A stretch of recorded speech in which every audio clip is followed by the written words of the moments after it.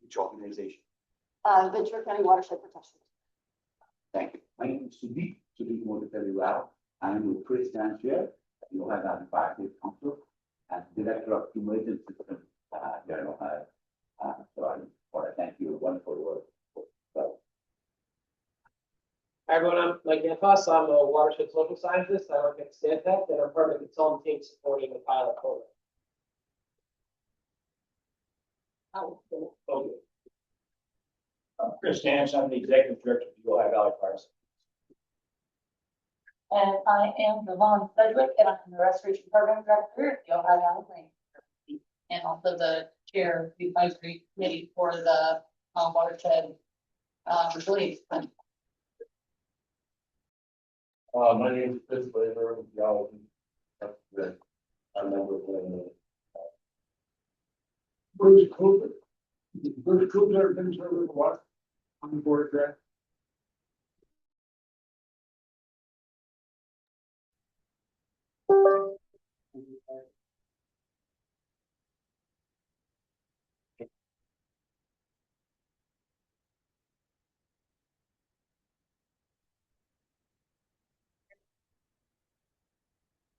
Julie Strick, I'm here solo.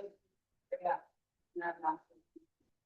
Occupation and science.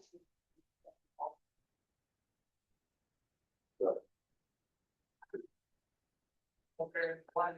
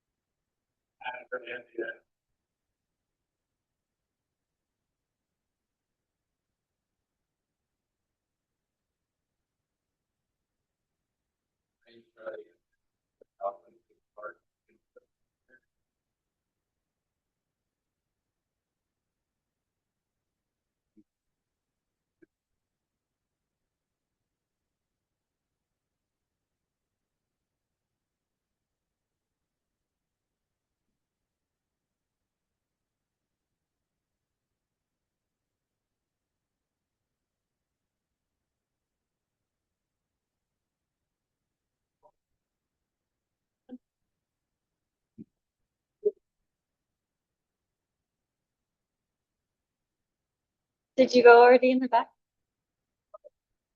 Yes. Oh, did you just come in late? Sorry, I didn't see. Okay, yeah. Introduce yourself. And Alicia, did you introduce yourself?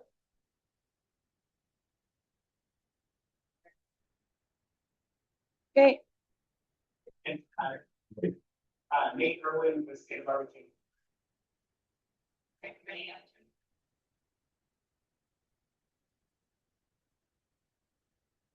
Anyone else? Okay. Different announcements. No, I think that's great. You can pass it on to you. Oh, welcome everybody. So much for being here. My name is Lynn Rodriguez, and along with Laura, we're the project managers working on this great project.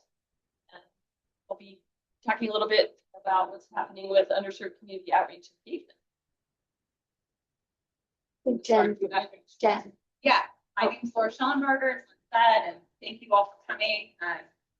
This is an important milestone in the development of the watershed resilience plan. And early on in this project, we launched a survey with our CSU team. We'll talk more about that to assess the connections in the watershed, is working in this watershed, especially around resilience and water resources. And so that's what we're here to talk about. We'll kind of share results of that. Part of that is also to kind of get your feedback and make sure ground truthing this information with you all and able to talk about how those connections can help, we can build on them and help further the resilience in the watershed, working towards the projects and the things that we all have highlighted through the other aspects of this planning effort.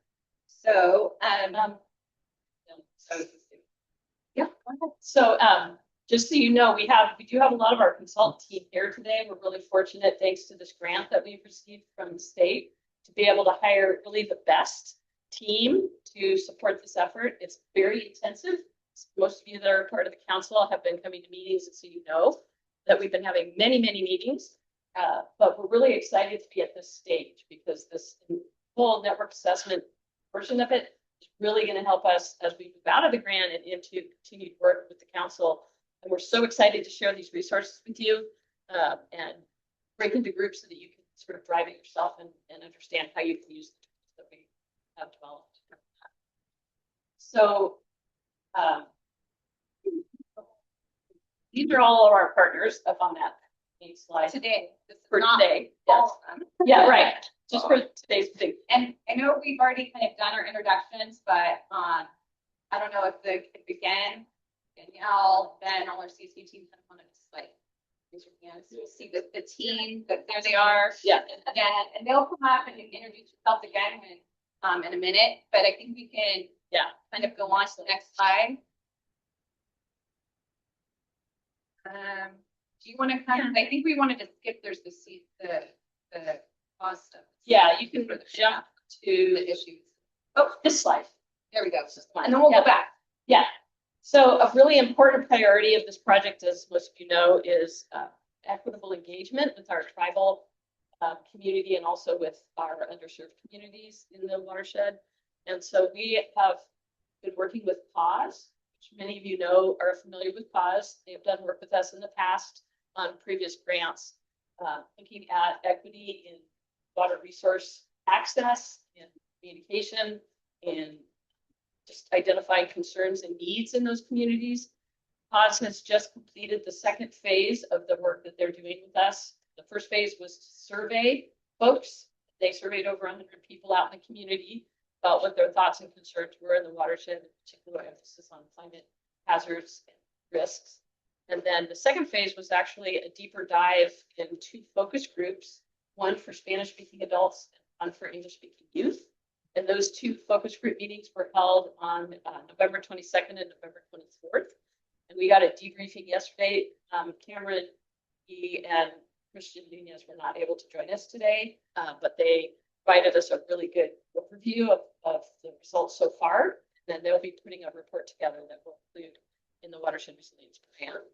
So some of the highlights from those 2 meetings were, I believe, 8 Spanish-speaking adults and 12 youth, English-speaking youth.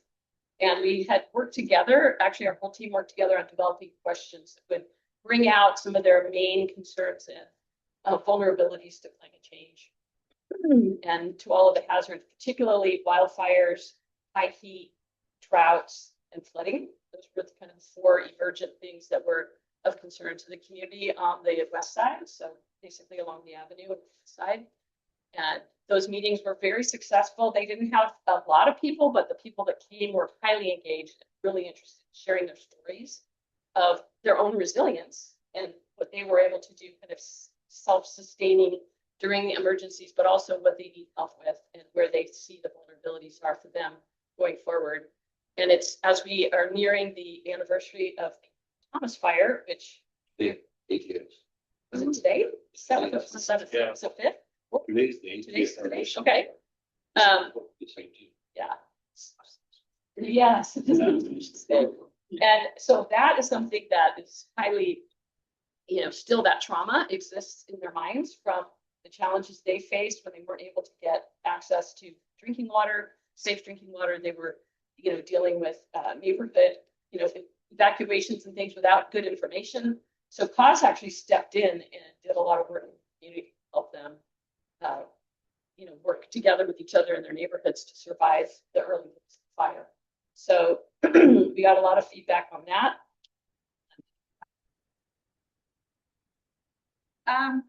Well, like Lynn said, we will be sharing out information that will go in the report. There'll be a standalone kind of summary of what came out of those focus groups and the survey. And so for those, especially like agencies that work in that area with that community, I highly recommend once that's available, take a look at it and see how that relates to the programs that you may already have underway or gaps or other things, because that's the real opportunity here is connecting with the community.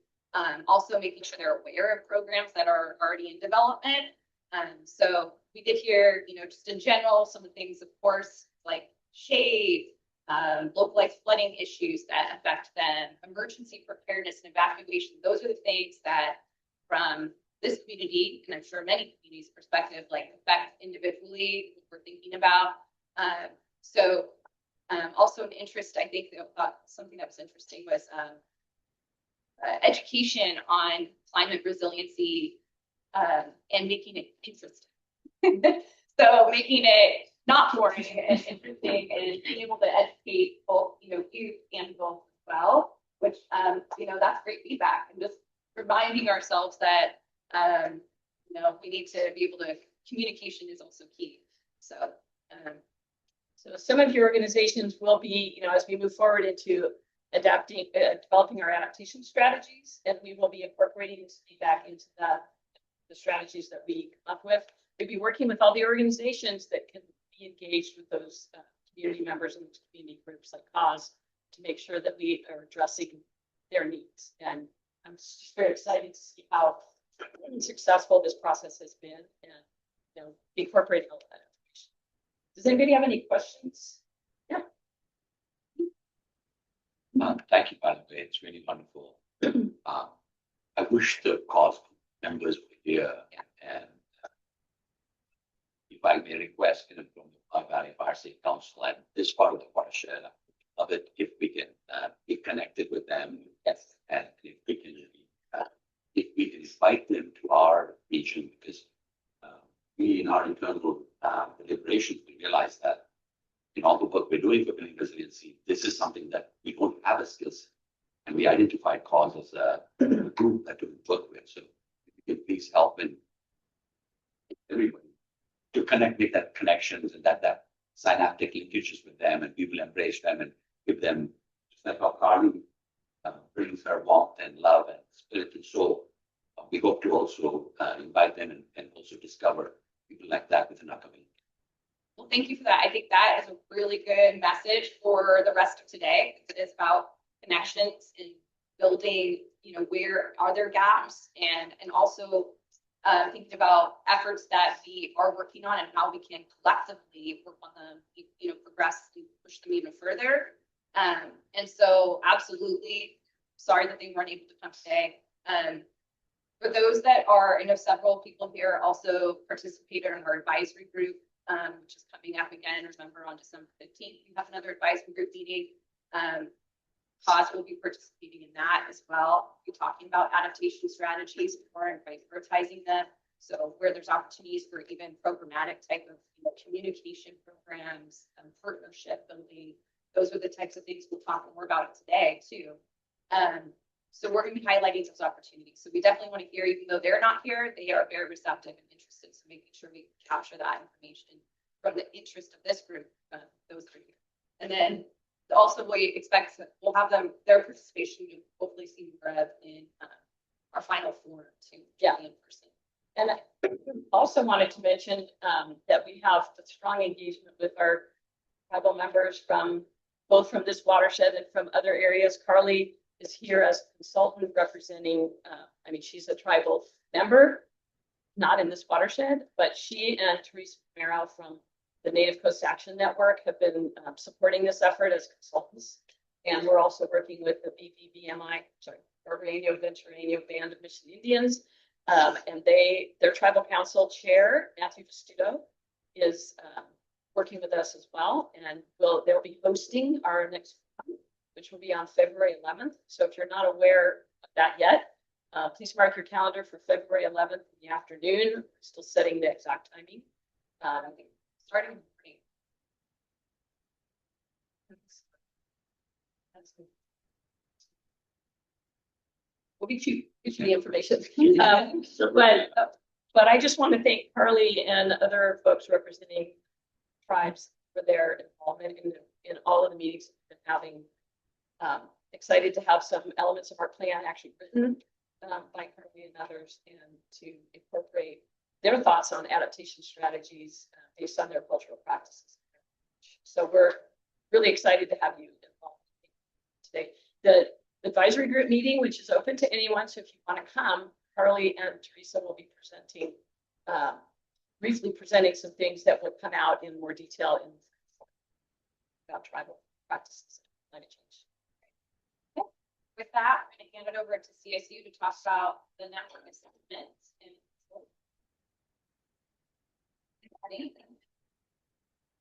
Good morning. Thank you for welcoming us to your community. Just a little background. We've actually worked on a program called Water Talks. Anyone familiar with that program?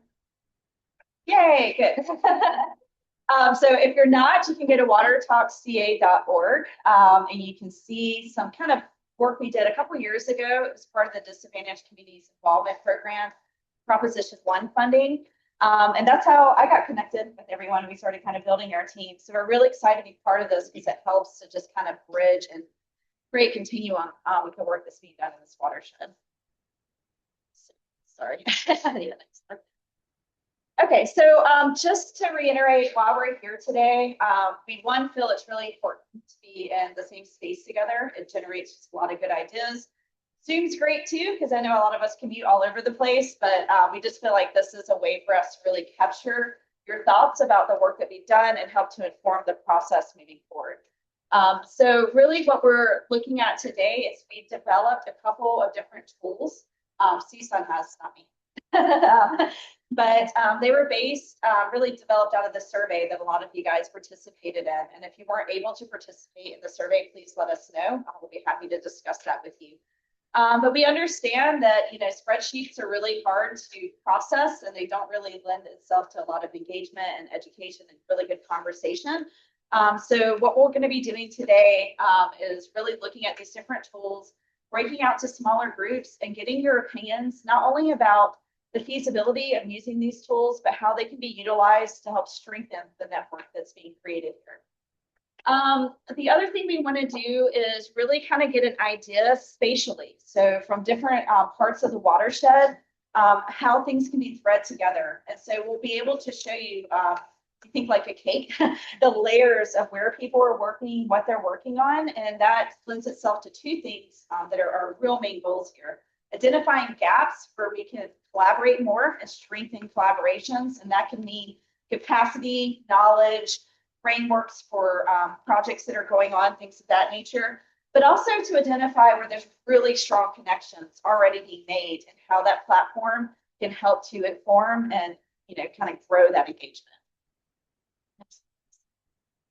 So we also had a front end about in October. We just did a Zoom meeting for part of the council meeting, and we were able to share out some of these tools initially and show how you can, a couple of case studies of how you can actually utilize these different tools. So we'll highlight some of that today as well. And so again, everything thought that comes to your head, please share it. We're taking notes, it's helping to inform it. And a companion to this process will be a report. And so there'll be appendices and things like that where you guys can go through and reference it. But what I will offer to you is at any point now or in the future, if you're utilizing these tools or there's something specific that would be really helpful to your organization, please know that we're here to assist with you. It's not just kind of a one and done experience here today.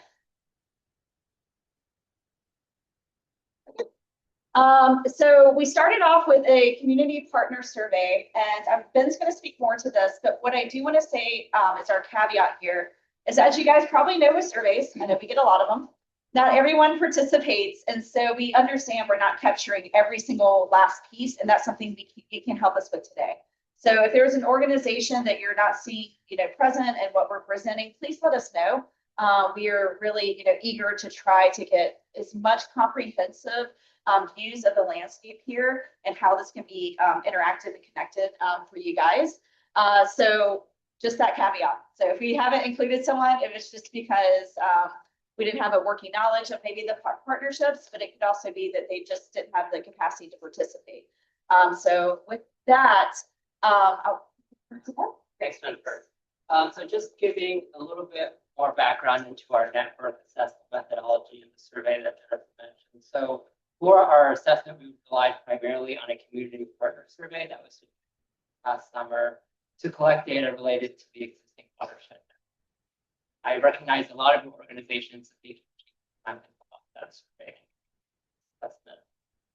As part of that survey, we collected information about organizations that work in the watershed, including where they work, what issues they focus on, how these organizations collaborate with others in the watershed, and your priorities when it comes to issues relating to water and climate resilience, including the most urgent hazards as well as resiliency strategy priorities. We also, in addition to the survey, leveraged meetings that took place with key partners in the second half of 2024 to supplement the information. So as you'll see in a few minutes, when we demonstrate the survey dashboard, there were 51 organizations in the watershed that completed the survey out of 72 that were invited. So this is a 70% response rate. Great, fantastic. So thank you again for participating. In terms of the organizations, yes, please. In terms of the organizations that participated in the survey, they range from nonprofit and non-governmental organizations to local, state, federal, and government agencies, as well as other groups. And these organizations represent many different sectors, ranging from water to land management and conservation, as well as groups working on community, wildfire, agriculture, recreation, and nature type of issues.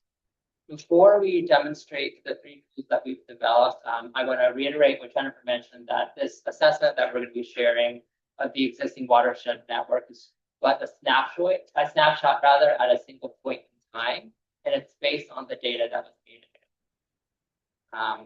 Primarily, again, relying on the groups that completed the survey and the information that they saw. So due to this limitation, there may be groups like Jennifer mentioned that are active in the watershed that are not aware of just the data that we collected. So we certainly welcome feedback on this topic and your general comments about the accuracy and completeness of the network assessment and the tools that we've developed. And you'll have the opportunity to provide this feedback not only in the focus groups, or the breakout groups that we'll be having in a few minutes, but also later on, if you spend more time with the tools and reflect on them and you have feedback, we're welcome to take that later on. So while we are focusing today on the interactive tools that we've developed, as Jennifer mentioned, we'll also be releasing a written report as well as a companion interactive resource called a story map in the next few months that will summarize our analysis findings as well as provide more information on the methodology that we follow. With that being said, I'll turn things over now to. Just ask a quick question. For the hosting of the results, do you want to say anything about RCD? Well, so this will still be a resource to us after it's not just something that got created and then a report was written and then that's it. It's going to be housed. Yeah, so all of the two of the main tools that we're demonstrating are actually housed with the RCD. So Jamie's team will have access to those resources moving forward with the ability to modify them.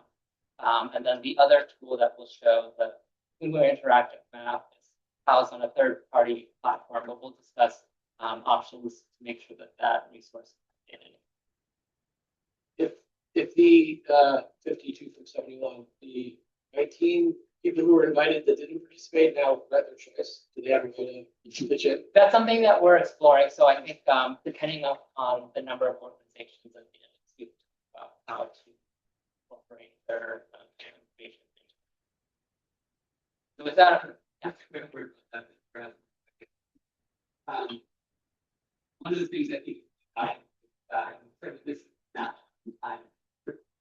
what's going to happen is outreach, and so it's going to be really informative how this kind of changed to see how much has been concerned. Now, even though it's static, actually. But we think those guys. Turn things over to Nora. All right. So we're going to be sharing 3 different tools that we made.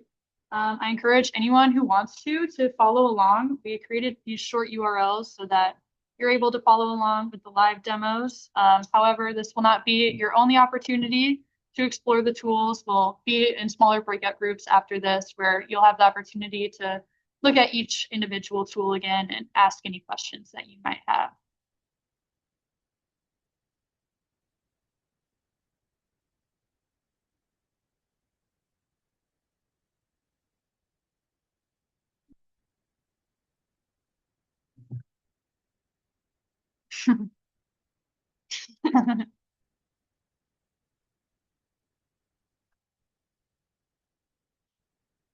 All right. So the first tool is a web app that we designed. And this is designed to show where the different organizations that completed the survey, where they work, and to help organizations find potential collaborative partners based on geography, organization type, sector, and other attributes of interest. So when you first open the web map, you will get this splash page that it just summarizes the application, provides a link to the project, and acknowledges the funding for this project. Show the sort of link. Oh yeah, so sorry. Okay, so it's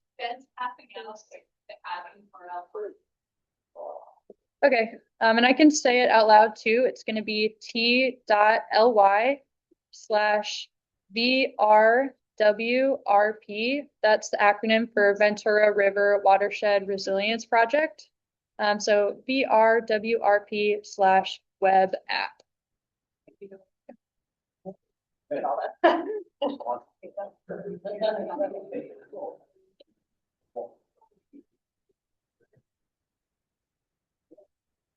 No worries.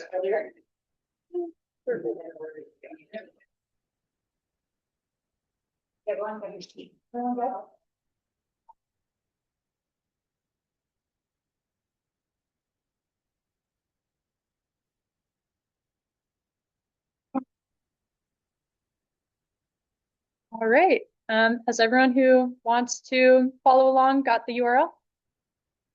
Okay. Okay, I'll wait. No worries. Just give me a thumbs up when you're ready.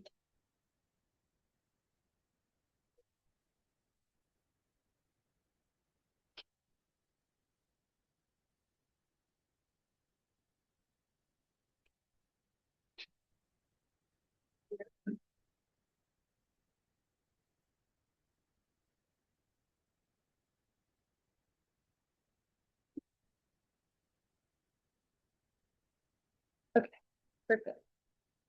All right, so like I mentioned, this web app was designed to allow organizations to easily find other organizations that they could collaborate with in the network based on their geography, the organization type, the sector, and other attributes of interest. So when this page first opens, the first thing you'll notice is the legend, which contains a boundary of the Ventura River watershed, as well as the community partner service areas. So the community partner service areas are, again, only the organizations that participated in the survey. The other thing that you will notice when you first open this dashboard is going to be an attribute table.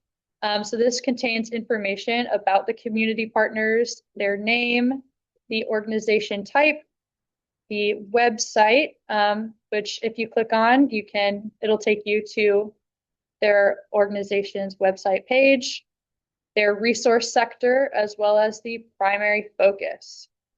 And this can be easily closed and opened with this blue button at the top of the attribute table. So just some quick navigation pieces about this web app.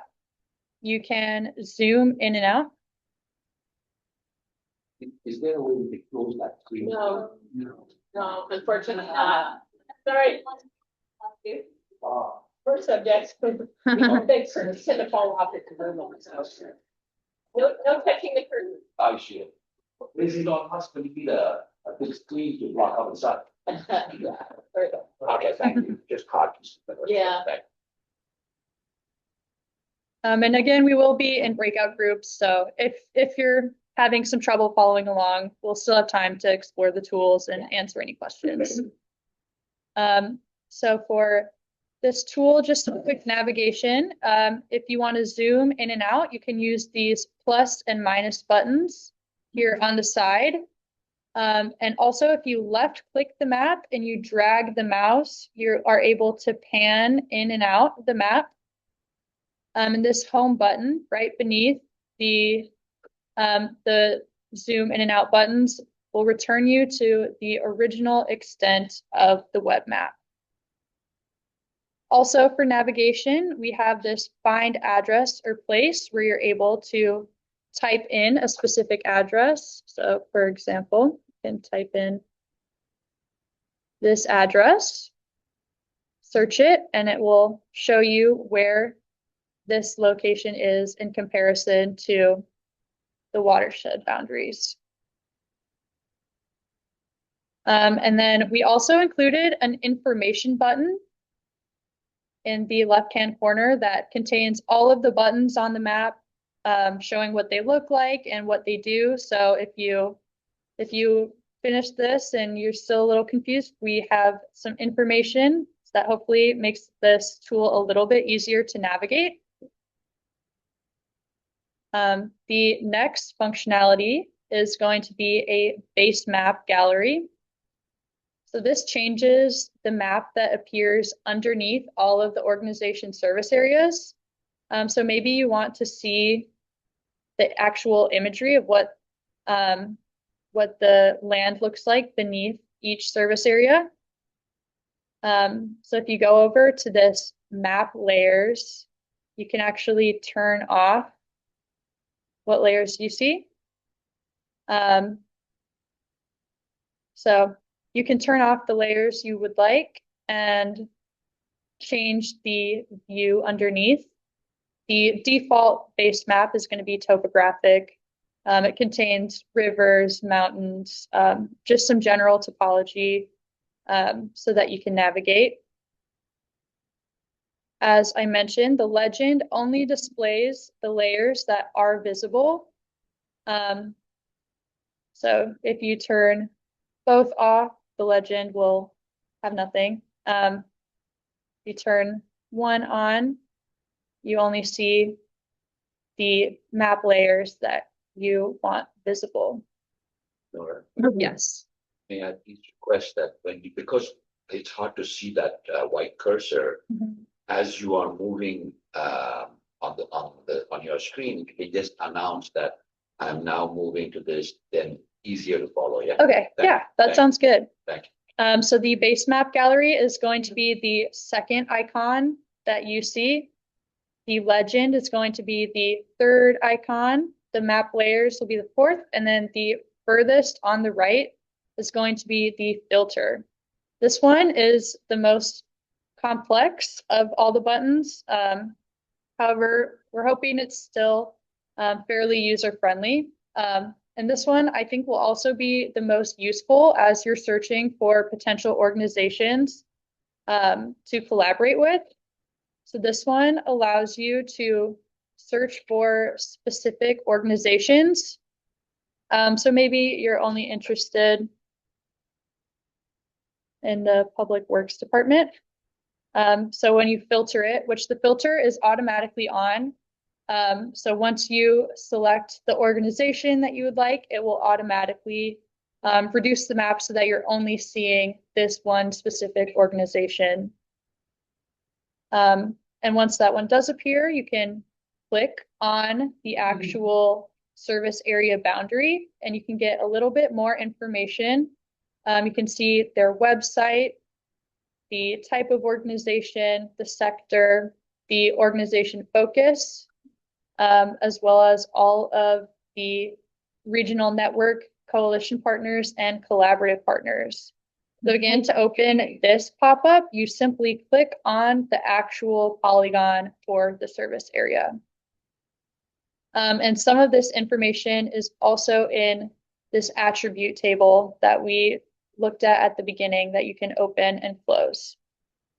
So not only can you filter by organization, you can also filter by organization type, resource sector, and primary focus.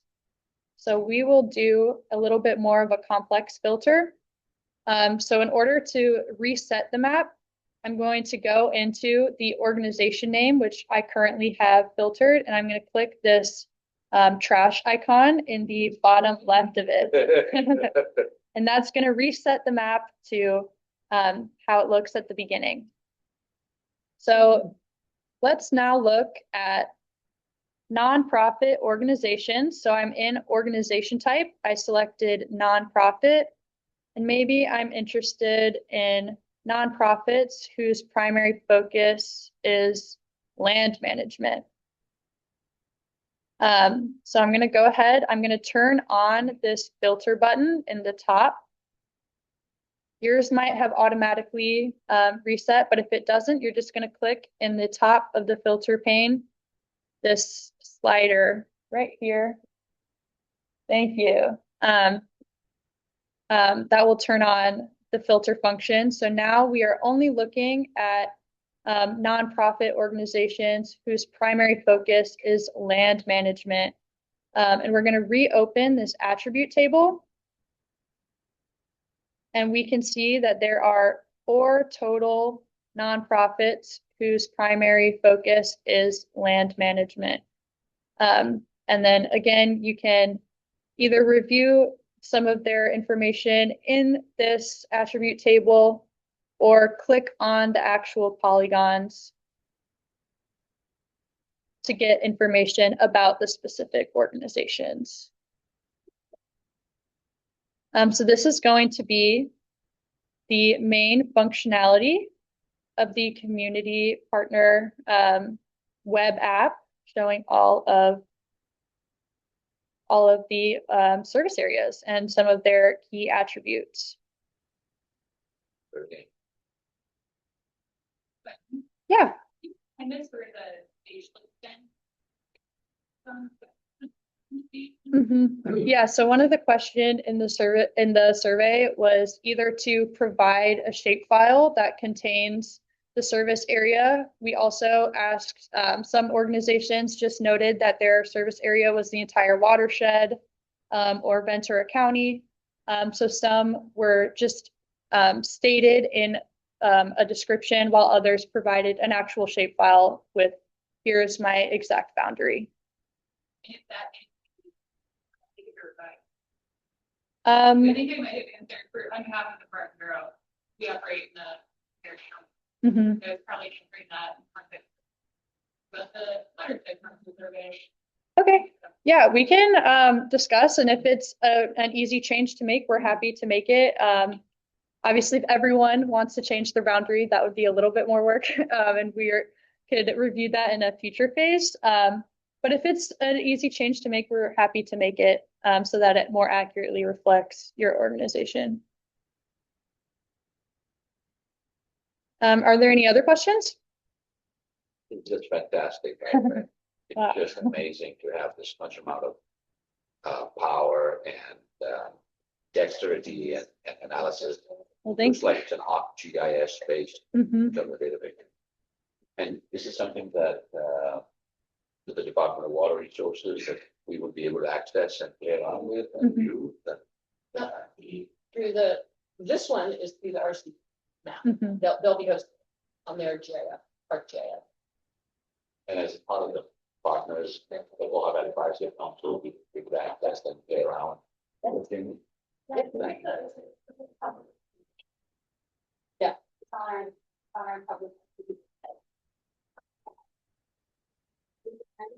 Wow, thank you. I see your question in the back.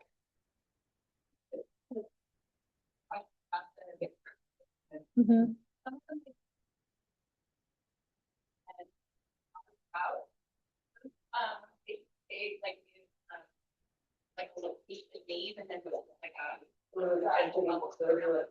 Point, we added buffer. Yeah. That's what I think. Yeah, good question. What was the response? So the circles are areas that were originally point data where they work at a few specific locations and they provided like I think one of them was yeah, where they just provided a few locations. So we added a buffer so that it was a polygon. But what they provided was just a few points. And then I saw another question. Yeah. The web map is already available for the RCD. So do you know when the web app will be public or is it already? No.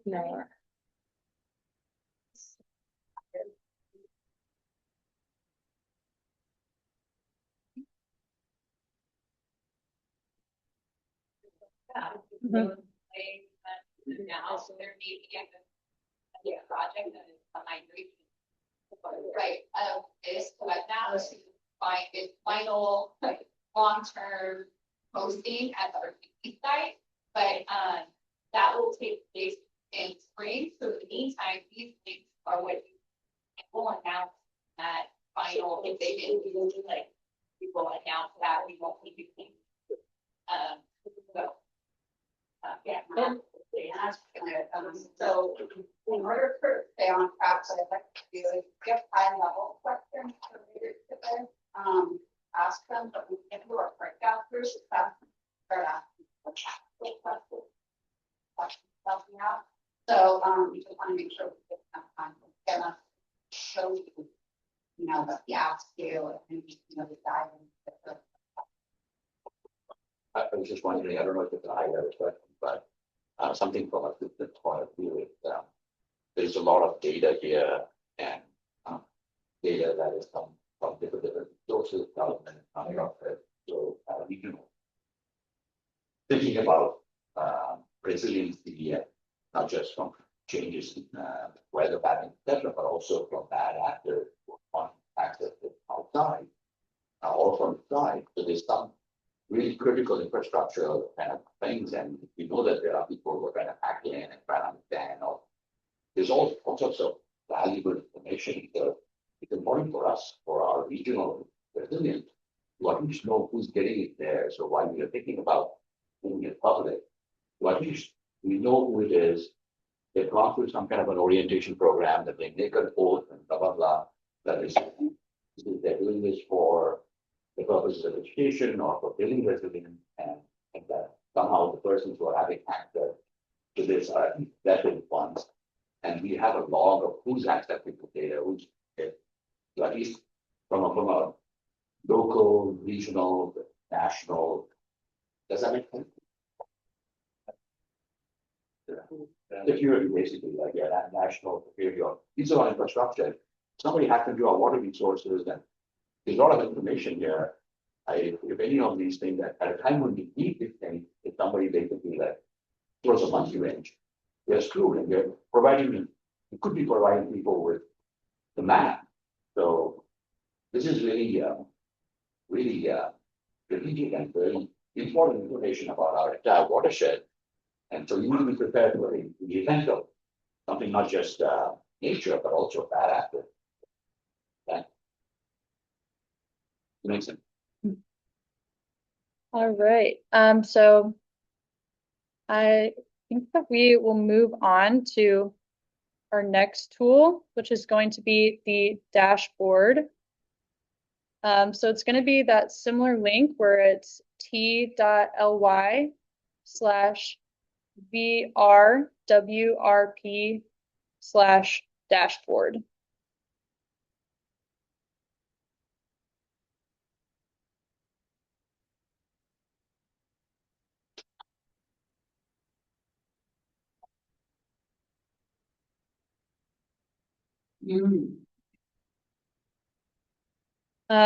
So for the dashboard, similar to the web app, when you first open, you're going to get a splash landing page that just summarizes the dashboard, links to the resilience project page and acknowledges the funding. We can close that out. And this is really just to provide a high-level summary of the results from the survey. So right away, you see the number of survey participants is 51. And that of the survey respondents, 71% are participating in networks and coalitions. You can also see the organization types that responded. So a lot of nonprofits, local governments, state governments, and public utility. Oh, it looks like yours is loading a little slower. It should load. It may just be that there are a lot of people on the Wi-Fi. The sector, so these also show the primary sectors that people are working in, the mission and purpose. So this is a word cloud just showing the words that appeared most often when people were describing what their organization's purpose was.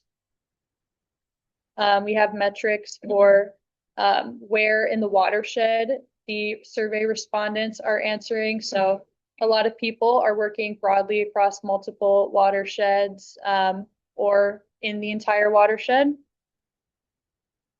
And then in this top right-hand corner, we have some information about the top people, the top networks and coalitions that were identified, the top collaborators, the tangible outcomes of how often the collaborations result in tangible outcomes, and the collaboration types. If you have a larger laptop screen, all of these tabs should appear in the bottom row, like this one here. However, my laptop is a little bit smaller. So you have to click these arrows to see all of the metrics. And then in the bottom right-hand corner, we have more about climate resiliency. So what resiliency means to the different survey respondents, whether or not organizations have a climate resilience vision or plan, the most urgent climate hazards that they are facing, and the most urgent resilience challenges. So this dashboard was really designed to summarize a lot of high-level information about the survey response. And it's designed to display a lot of it in a way where it's easy to click through so that you're not looking at all of it at once, but rather you can see the metrics in charts and graphs. So in ways that are not just in an Excel sheet or as numbers, you can actually see the results. However, and also this is the result of everyone who responded to the survey. It doesn't show what each specific organization filled out for each. So if you're interested in a little bit more detail about the survey results, we recommend looking at the report once it comes out. That will be a little bit more in depth about the survey results. This is just a high-level overview. And I know we are a little bit short on time. We have one more tool that we want to share. And this is going to be the Kumu map. So again, we're going to, in our links, we're going to type in the link, which should be t.ly/BRWRP/Kumu, KUMU. Yes. So this is what the landing page should look like. But this tool was actually designed by Loyola Marymount University. And since they could not be here today, she recorded a video explaining how to use this map.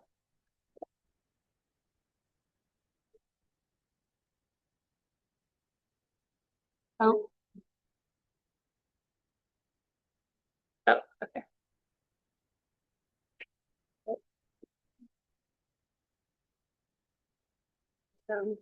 At Loyola Marymount University, and I'm going to show you a bit about our social networking tool that we created as part of this project. Share my screen. Everyone, I'm Michelle Romolini. I'm the Managing Director of the Center for Urban Resilience at Loyola Marymount University. And I'm going to show you a bit about our social networking tool that we created as part of this project.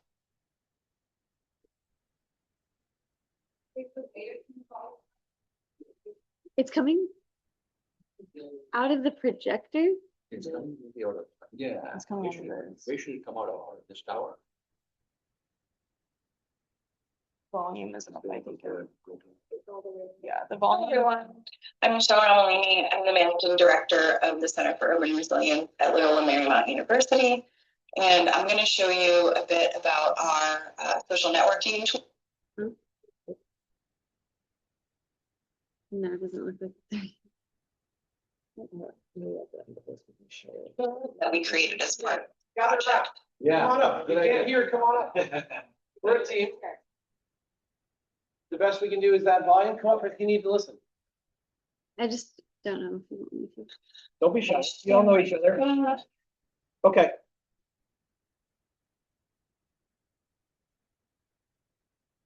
Okay. So here we have the screen of the map. It's created in the platform, the open source platform Kumu. And there's quite a few features that I'm going to try to go through with you today.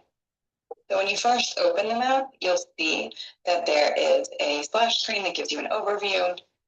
It shows you the groups that were part of creating this map and implementing the project, and then a little bit of information about how to use the map. I think the key to understand here is that what you're looking at is the visualization of all the organizations that are in the network as described by the respondents to the survey. So we had 51 survey respondents, and they named an additional number of partners that added up to 114 total organizations in the network. So right here you see 114 organizations that, as part of our survey, are identified as being part of the Ventura River Watershed Resilience Network. Right here you see all of them. If you see below the map here, you have this button that you can toggle, click on. It says survey respondent. If you click on it, it highlights and shows only the survey respondents. So that's the 51 that responded to the survey. That's helpful because these are the only organizations where we have full profiles because they did respond to the survey. So these are the groups that we have information that we've reported on in the report and in the dashboard, and some of the information is also embedded in this tool. The other thing to notice here is that we have different shapes, sizes, and colors.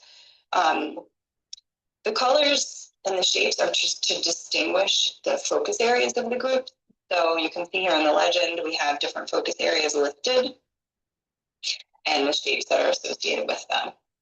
So we have this sort of full square is land management. This rounded square is wildfire preparedness and management. And then we have energy, ecosystems, habitat, agriculture, water quality, community education, and then we have other multiple, which you'll see other or multiple. When you look at the rest of the network, we have most of those categorized as other because we did not have information for those groups. So you may have noticed when I was just kind of scrolling around here that if you hover over something, it shows you just that organization's network. So it kind of grays out the other groups that are not directly connected to that organization. And that can be helpful when you're trying to visualize a subset of the network. And same thing if you hover over a line between organizations. It just shows how those two are connected.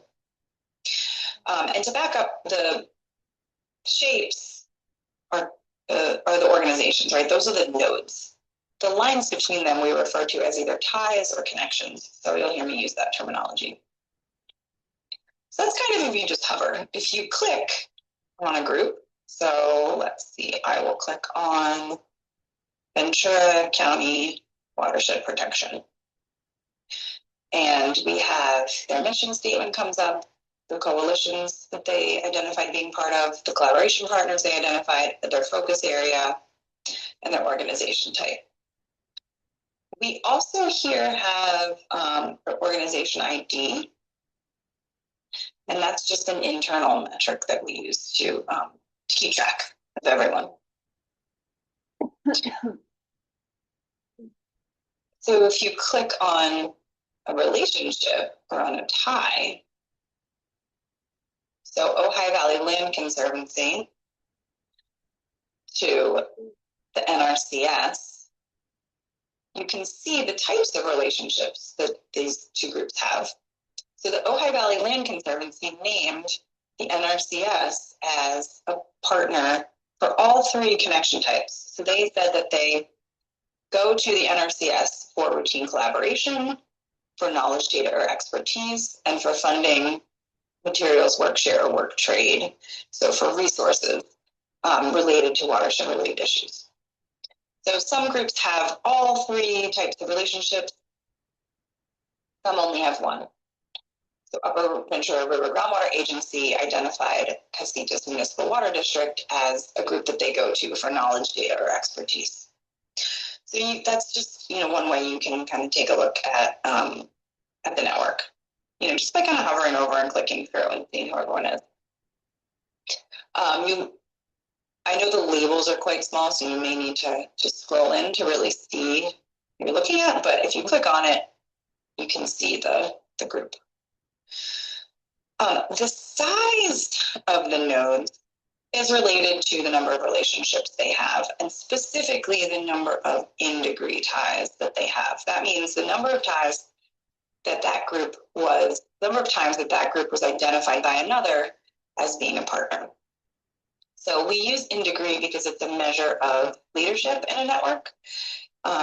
So the groups with the larger nodes with the high in degree ties are those that other organizations are often stating that they go to for advice or for expertise or for leadership, really, about watershed related issues.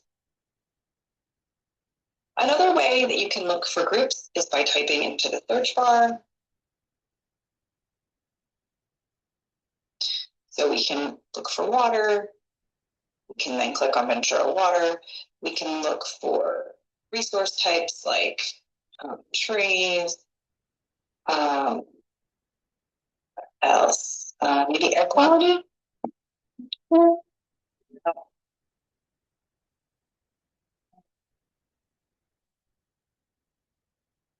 Another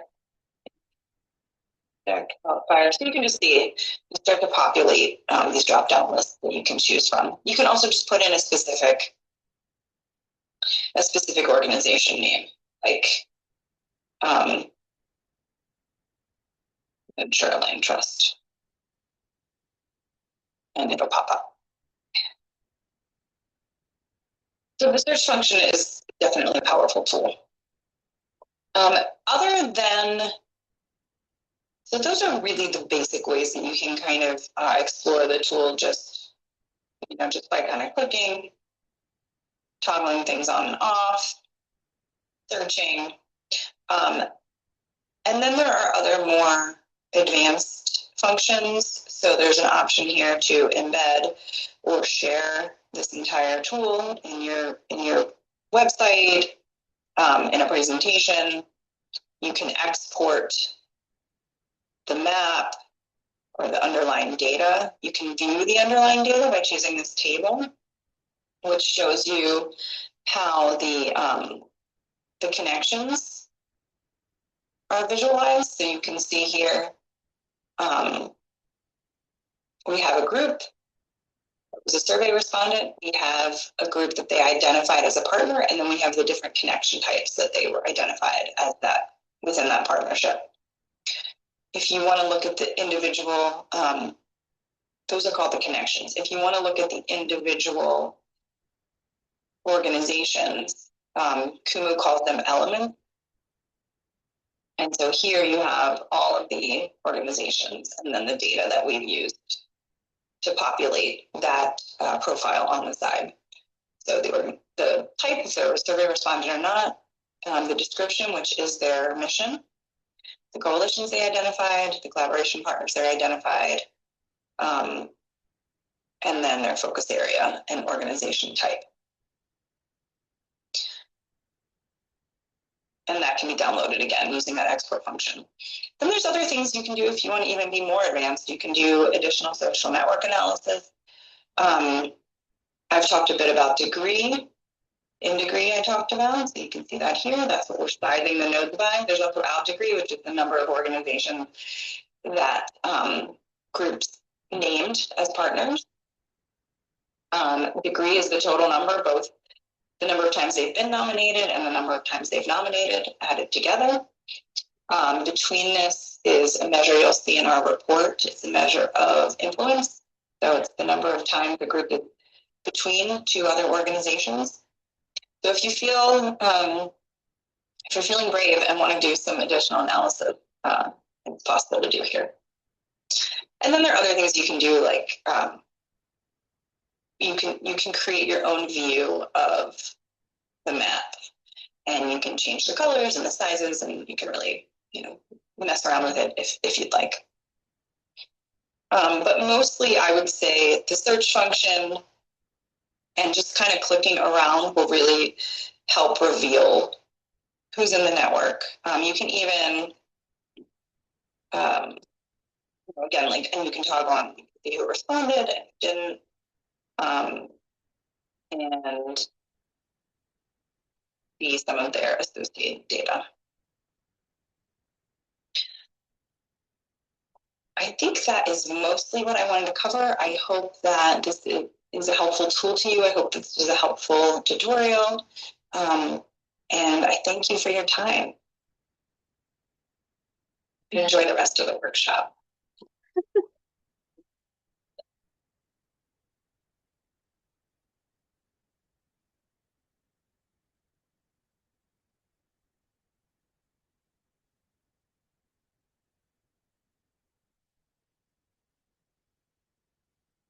So in just a moment, we're gonna go into breakout groups.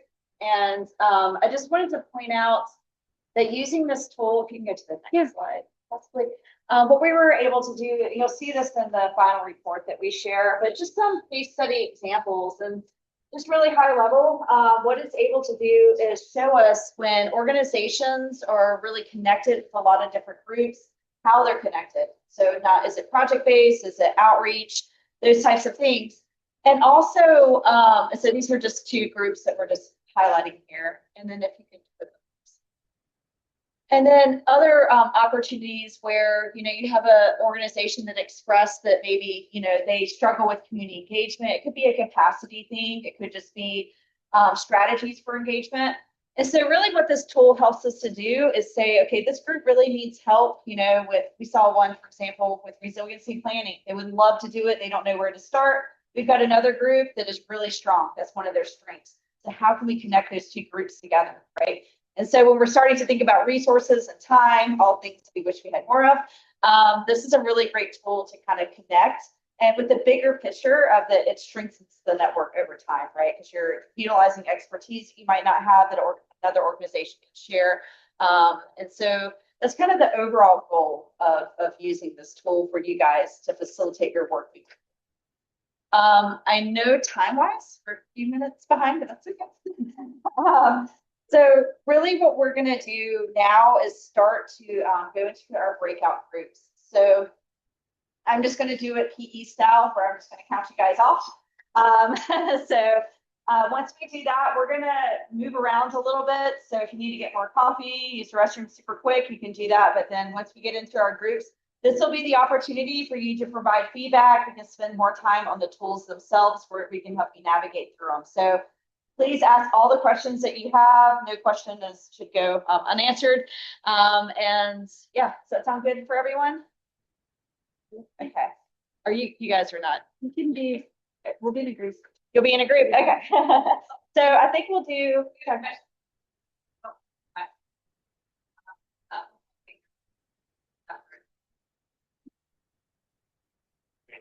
Three groups. Okay. All right.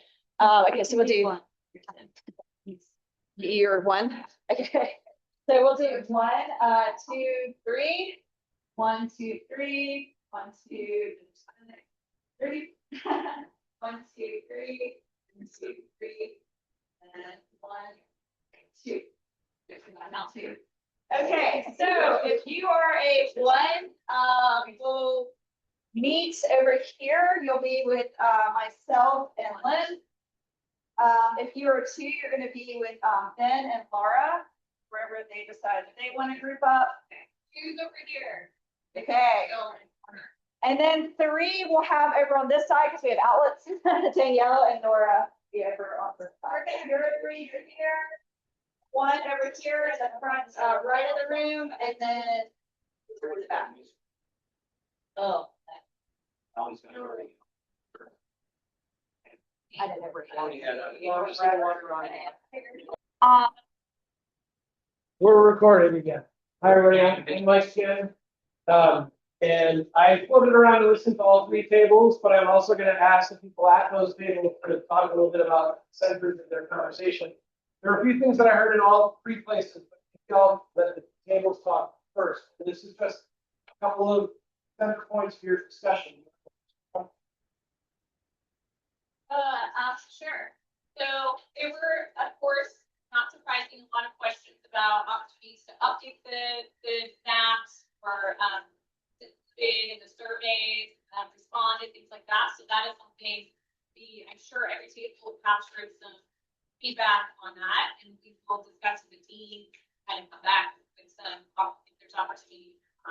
But on that note too, interest in not just right now updating, adding information, but in the future, and how this map may change, and an interest in seeing that, whether it's 5 years from now or whenever. So, opportunities, maybe that's something the council itself could fund or do updates, but just that there's an interest in that.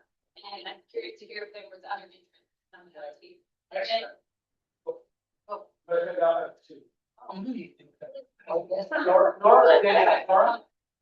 This table? One of the takeaways is that it's helpful to generally see service areas and the networks visually, so it's easier to see where organizations may have more expected that we would like to see more.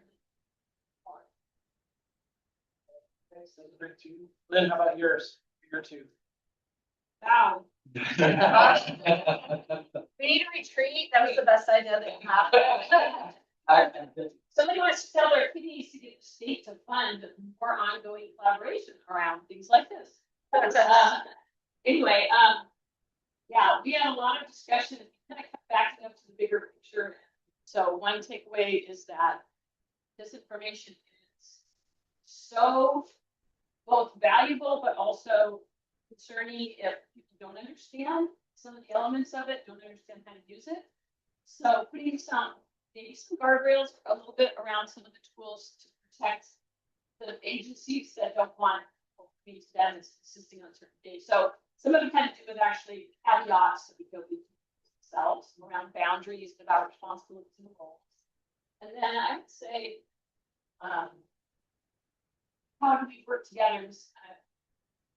Laura said this a little bit, is how do we take all of this incredible, powerful information and then how do we work together long-term, almost in real time, who needs what, and who has what, sharing.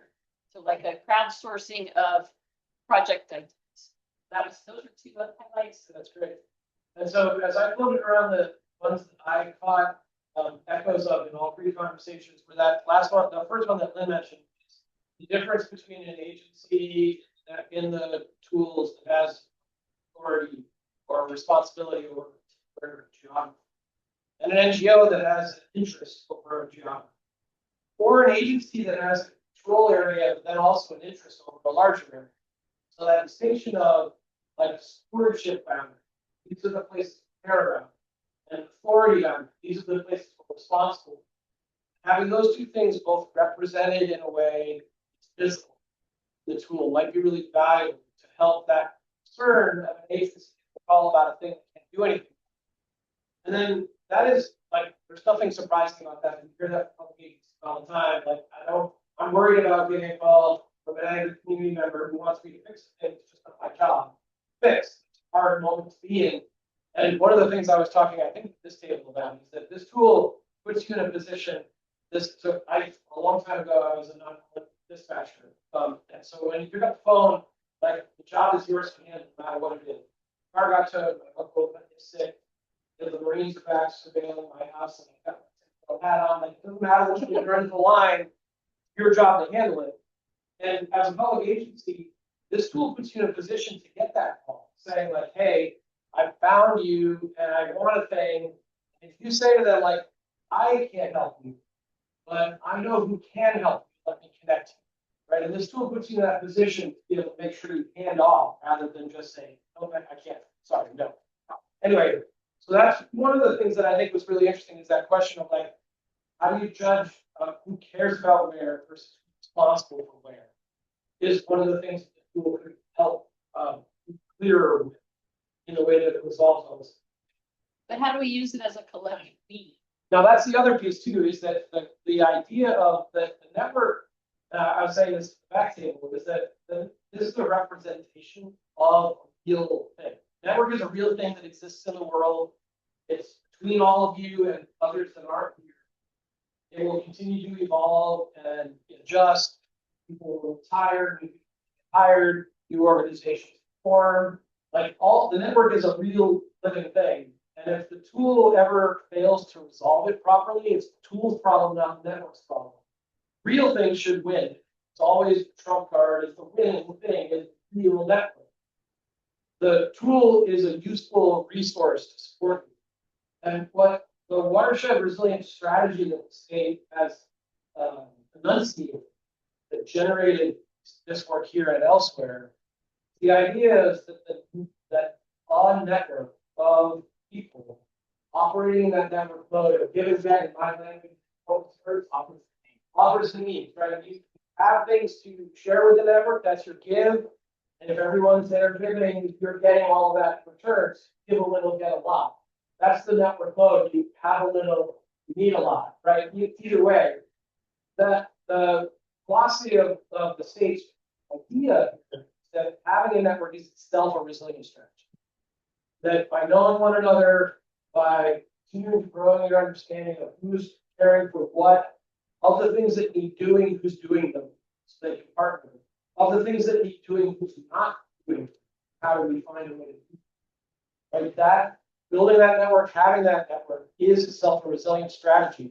On top of all the other things that you're all individually doing to build resilience, nurturing that network, acknowledging it as a real thing, and spending energy making it stronger rather than just letting it happen is strategy. So these tools, I think, to your question, is that helping yourselves like see what you don't often think about, that this is a network, there are connections, there are gives and gets, there's haves, needs, there's all these things are happening. We don't spend time thinking about them very often, we just let them happen.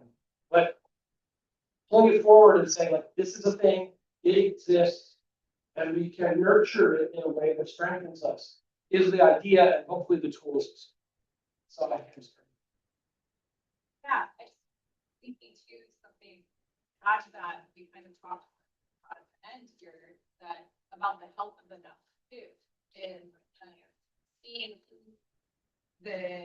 some of those different organizations that are large or smaller and thinking about, actively supporting the network is, some of those groups then are really critical, or that they are, a hub, and that the health of that organization, like too, then has ripple effects. And for lack of all of a sudden a cutoff of funding that supports the work that they're doing. So showing the strength of our network, but also being aware of how we're all interrelated, I think is important. And that's like the value of this. Yeah. And On the the- council also needs that. On the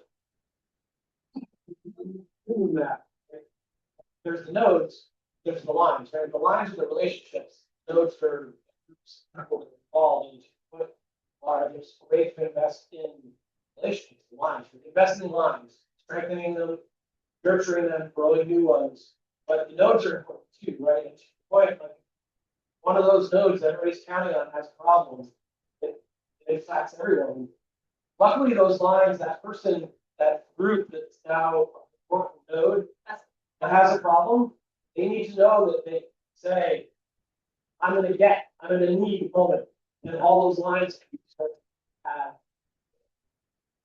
And, I just wanted to observe, stating the obvious, how nice it is to work with other people together. And that is the essence of the network that started in 2006. And we've been in this room and other groups for all those years doing this until, 5 years ago. And now we sometimes get in the room, but a lot of people don't come. And so the strength of the network is also just so obvious. It's the communication that you have face to face, person to person. And I mean, I hope we take away from this that the need for and strength of this part of it. Yeah. This in and of itself is a healthy part of the health of the network. I'm sure all of us have stumbled into the idea of gratitude being a useful place to put yourself. Like that's a healthy way to live your life, is to feel gratitude. Like this region, I work in a lot of places. This region has an extraordinarily strong network. It's existed for a very long time. It is the people in this room are part of it. Like you have a really powerful asset to be grateful for. And it's a useful thing to build towards in the future. Or you can like realize that it's a thing, know that it's a thing, feel grateful for it, nurture it, benefit from it. Will just help you build themselves, build those new things. So can we get a little bit of feedback from our consultant team? They're the ones that have to go back and process, all the great feedback. And then I don't think we're done with that. I know our group didn't get very far along in answering all the questions that were posed to us on school. So I'd kind of like to talk a little bit about next steps for how we, and I would hopefully. No, wait, go for it. I mean, no. Here. You guys want to say anything about how you felt this was helpful to you and your next steps for accommodating this feedback and future feedback? Yeah, I'll jump in. So one is, like anytime you're working on a project, you're just in the zone. So it's been really helpful to have the feedback of those of you that haven't been in the weeds with us doing this part of it. So that feedback's been really valuable. I think as far as one strategy that we'll have is the things that are kind of the low-hanging fruit stuff that we can address and trying to decipher what that is versus other things that aren't in the capacity right now of this. But I think we all have the desire to look for resources and funding to keep this going. So I think for us, it's been just kind of enabling us to come up with really stern recommendations for how we can get this going, but how that can also align with resources, funding, other kind of legislative stuff that's going on, and to work as a group to be one voice in that. Recommendations back to the state, for funder, but also to each other. How to strengthen our funding base.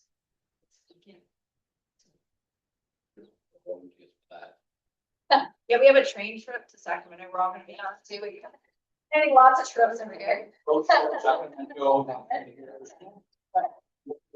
you have to take a couple express from or somewhere. That one. So, As far as next steps go, I'm just gonna ask the question. We had a lot of desire to kind of go back to our computers and spend time and some of the questions.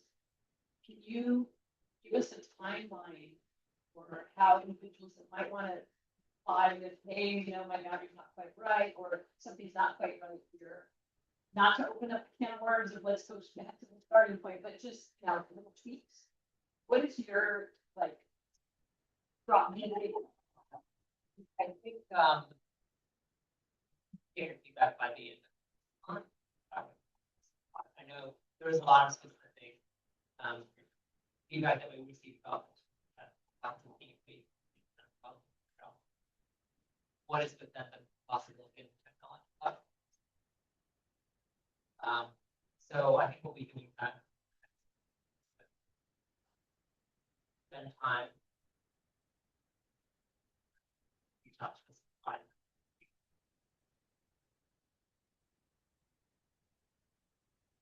So everybody's homework, if they think they might have more thoughts to share from what it's already shared, go back and dive deeper. And maybe one thing we can do, I think, helpful on the sidebar, but it's taking the notes on like changes people would like to see and compiling it and kind of sharing it back. Because we're gonna have to do that anyway. And then sharing it back so you see like, oh, you wanted us to change this, like this word was like, this, I don't know, misspelled or something, or a boundary to understand attached to that. And if that would be helpful, so we aren't getting, we aren't putting it necessarily on the, what we heard today, we did capture. Yeah, you don't have to send us like 20 emails and then we can compile it again. So maybe we could do that, these smaller changes that need to be made. There's a suggestion. There was a questionnaire with all the questions. The question June. If you could put that online and say, hey, all of us collectively respond to those questions, and we can see it as it's building up. Like a shared document. A shared document. That way people are responding and when they put you put your initials. You put your initials that will be seen as you can see this feedback evolving in real time. Yeah, I mean I think that's a very democratic way of getting feedback. I support that. We could do that. We could take this and put it out, send it out to you again as a reminder. Questions or if you had additional thoughts on any of them, your name, add your comment. So make this simpler for us to see, right? And you have to, everyone you've seen today, make sure you sign in, please. Yeah. So we did ask for that RSVP, and it has to be at least said they were coming today. But if you showed up and you hadn't done that, and I think that we may choose to keep something like that a little bit more just to this group than the 400. Yeah, council. I think we want to send that follow-up out, or whatever. Just to this. So please make sure to sign in, so that we make sure we did have accurate.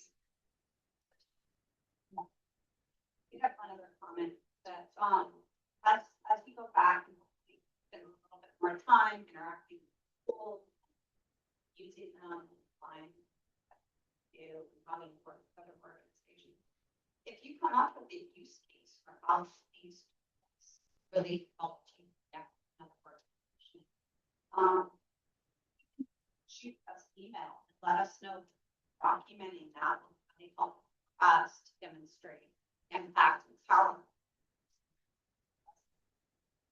or resources you find it continue to work. A use case of something already happening or an idea for? I would say it's been already happened. I mean, ideas are great too. We talked about back input. If you actually you connect work to receive something from that.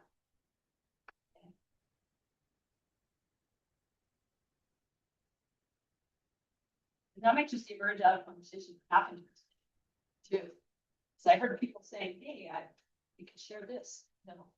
So we can put that as a comment box.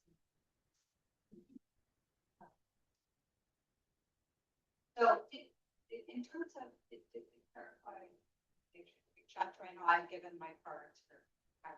Part of it.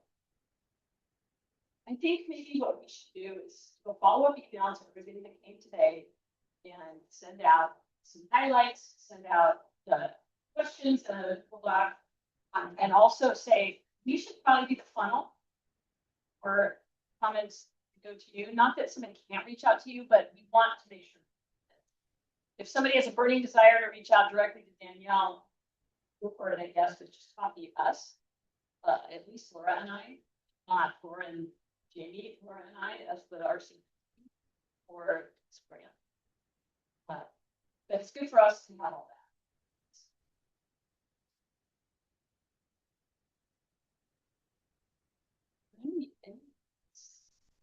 Good. You've been very patient. You hung in there through a whole, it's been hours. So we really appreciate your time. This is a really important working meeting that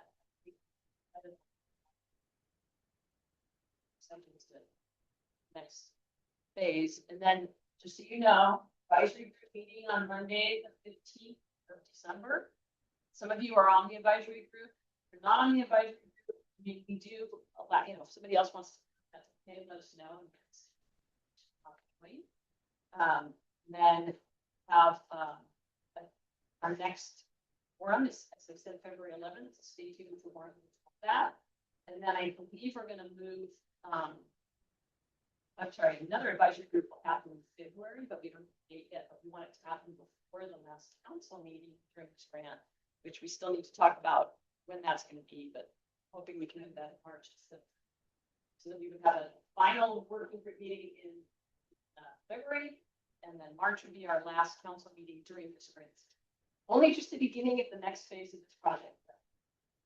So those are some critical dates, meetings, opportunities coming. Did you want to add anything to that? No, we want to end at a council meeting. Thanks to Steve and all. Are concerned about participating in all the different things going on. Just know that the council is our preference on various results, larger things to share with you. So you don't have to feel that you have limited capacity to participate in the forum, and the council places just an eye out. We'll advertise that all of that will be through the watershed. The other thing is you're going to start getting chapters. And we don't have a schedule yet exactly for that, but this plan is being written as we speak. There's some chapters already. The review drafts going to be 9. I'm not exactly sure how many chapters we're going to have, but it's going to have an executive summary style so that the document itself is just supposed to be no longer than 100 pages. You can imagine all the work you've been doing.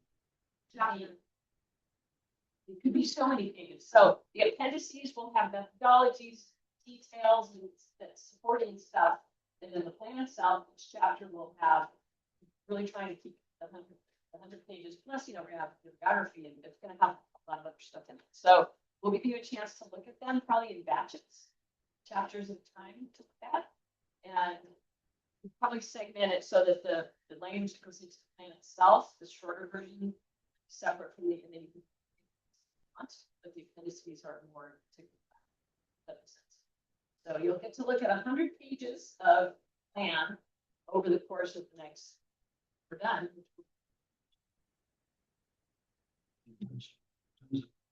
Sweet spot in time to ensure that we get continuity. What would that window be? Where we now found the new ones, and also how much are they for continuity of planning process? Not necessarily in the same way. We talk about shared distributed responsibility kind of things that actually totally different, but in terms of if we need to get this, Buckland's circular said, if you do something, and at the end of this complicated work, if it doesn't have everything, then that means even though it has the functional aspects, if it doesn't have beauty, then scrap it and then start from ground zero. So the form, whatever it takes, if this doesn't result in a pale green dot, I'll say not pale blue dot, pale green dot, which is a regenerated, resilient cosmos, Earth, if we are not heading in that direction, we have to figure out how to scrap all the bureaucratic stuff and funding mechanisms and reorganize ourselves to actually self-assemble for that state of that state of path to get to that point. So, long story short, what do we need? What do we need? When do we need it by? In terms of how much do we need to keep this? How can we keep priming this pump so that all our work is collected? Number two, by approximate what time so that there's no break and that we're not waiting for that board to actually tell Sacramento. Well, I mean, that's the council. The council will continue. It's gonna be Wednesday. The council is gonna be one that is the convener of that about where we're going. So that's an idea. You can put that under your hat about, you know, before we're done. Conversation. The other funding issues we have with our group is that we are funding for actions, adaptation strategies, projects, programs that implement the plan. That would be. That's very specific. Program. The bigger picture of how you count on.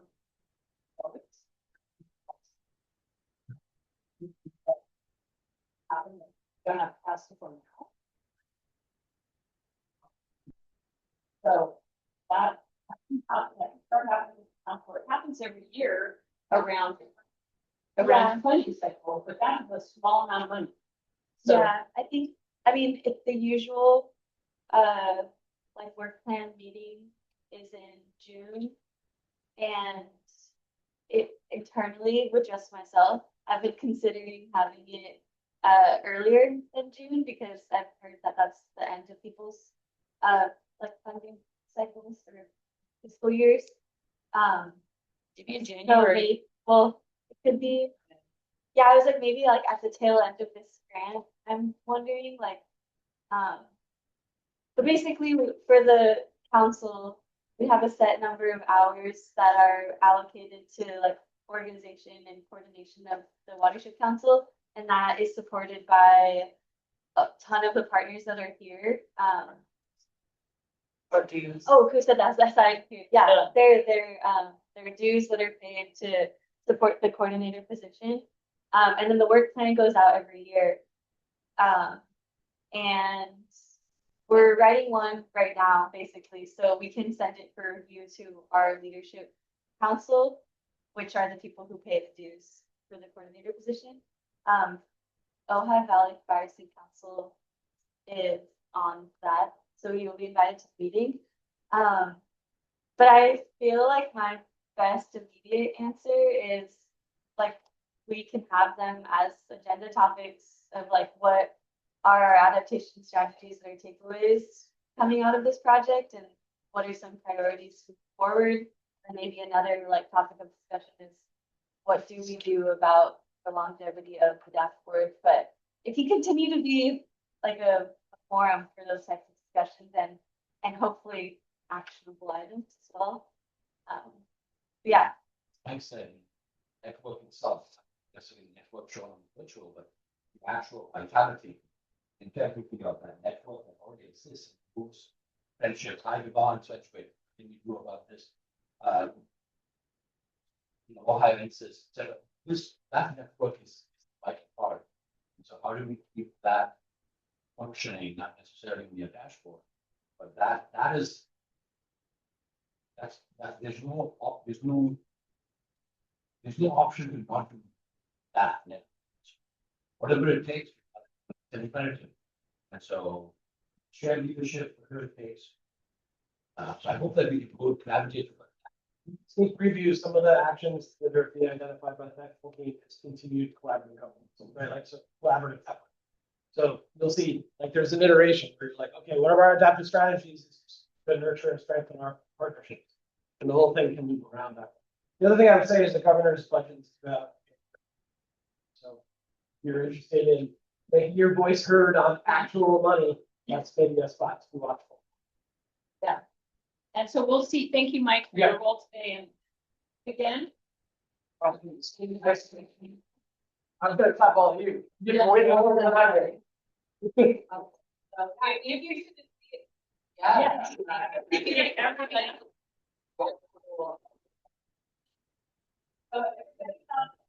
Holidays, us and we have our meetings and see you in the new year. And please come take some coffee and other things to go.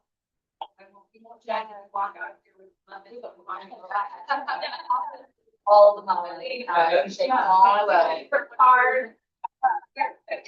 Big order.